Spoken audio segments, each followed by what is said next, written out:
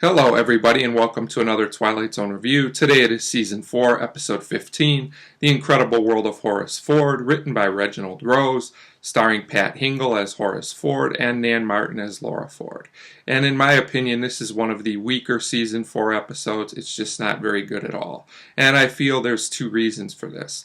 Number one, the lead character, Horace Ford, is supposed to gain our sympathies as an audience, but he's so overdone, at times unrealistic, and even a little annoying that this just doesn't go over well. And number two, when I really thought about it, nothing really happens in this episode until the very end.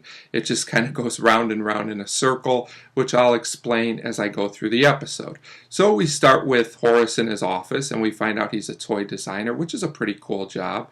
And he's talking to another man that works there named Len, and Len wants to talk about the business, and all Horace wants to do is talk about his childhood, which he'll do over and over and over throughout the episode. We also find out at this point that Laura is planning a surprise birthday for him, which really has no bearing on the episode. It really goes nowhere. It's brought up again later, but I'm not really sure what the point of it is.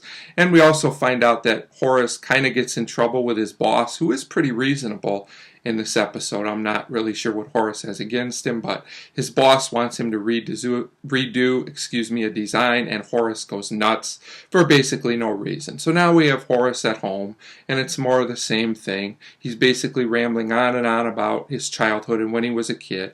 And when his wife asks him to stop this, which is reasonable, he just goes off on her. He just goes nuts. This guy really likes to yell. Like I said, very overdone character who we can't sympathize with. So Horace decides he's going to visit the old street where he grew up, which is called Randolph Street. And after he reminisces for a while, he runs into these kids. Now we find out that these are the kids that he played with when he was a child. The only problem is he's still seeing them as young children, and obviously they should be adults now, like him. And one kid in particular named Hermie is made to be the standout kid. And one really strange thing about this that I'll mention now that happens throughout the episode is this kid, Hermie, every so often brings a watch that Horace lost back to the house, and I think this is supposed to tell his wife, Laura, that he really saw these children, but she doesn't figure it out until the last time it happens, and the whole way this is just thrown into the episode is kind of weird and doesn't really work for me. So anyway, back to what's going on. Horace tells his wife what he saw, and she's obviously concerned about this, but he gets mad because she doesn't believe him. And this is the other problem with the episode. We know that these things are true because we see them on screen as an audience, but there's no way that the characters in the story could believe Horace because of the way he acts. So the way the character is written doesn't really lend him any benefit of the doubt with reliability, and this is just a big problem throughout the episode. So we go back to the office and we get another scene. Now Horace is telling Len what he saw, rambling on and on and on, and he has another run-in with the boss. And again, he gets mad at him for no reason, how this guy still has a job. I'm not really sure, but that will change soon.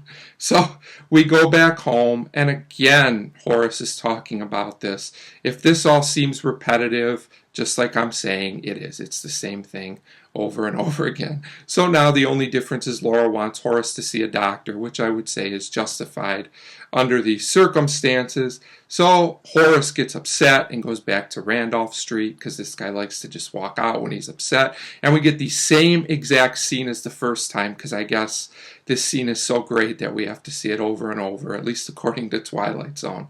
This time we do get a little extra scene at the end with Horace and the kids, but nothing significant really happens here. We just go around in a circle. So Horace tells his wife everything again. Yet again. That's all I'll say about that. Hermie shows up with the watch again. At this point, it's getting very repetitive. So Laura decides to talk to Len now about this because she's concerned. Len says he'll talk to him, but before he gets a chance, Horace has another run-in with his boss, and the boss is really reasonable here. He wants to keep Horace around because he says you're valuable, you're good at what you do, just take a leave of absence, see what's wrong with you, maybe get some help. Now, this all sounds reasonable based on the way Horace has been acting with this guy in the past, but instead of any of this, Horace just gets mad at this guy. He yells and he walks out. So now he does get dismissed. And I have to say, this seems pretty justified at this point. Why does Horace go off on this guy? I have no idea. So he comes home and tells his wife and his mother that he's been fired. And now the mother goes nuts. She's way over the top. And to be honest, a little annoying in this scene as well. And when Laura finally tells her to be quiet, I have to admit I cheered a little. This was actually the highlight of the episode for me, this small little scene. So that's pretty bad. Maybe Horace gets some of this from this woman. She's just way too much in this scene.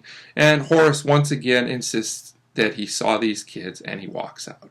I think you see where this is heading, but this time something at least happens when we get to Randolph Street. So after getting the same scene yet again on Randolph Street, this is the third time, we do get a scene after this, and Horace starts talking to the kids as an adult, and then he becomes a child. He becomes a child Horace, something that should have happened about 20 minutes ago, and you can tell the kids are really upset at him, and they beat him up.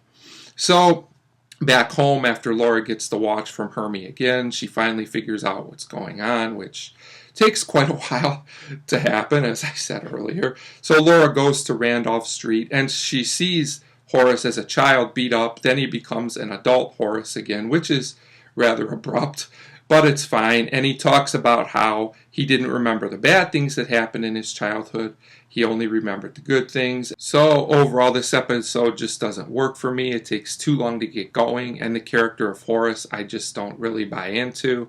So I give the episode Incredible World of Horace Ford a 1.5 out of 5. Definitely not an episode you need to watch unless you're watching every single episode. So 1.5 out of 5 for the Incredible World of Horace Ford. And as always, thank you very much for watching.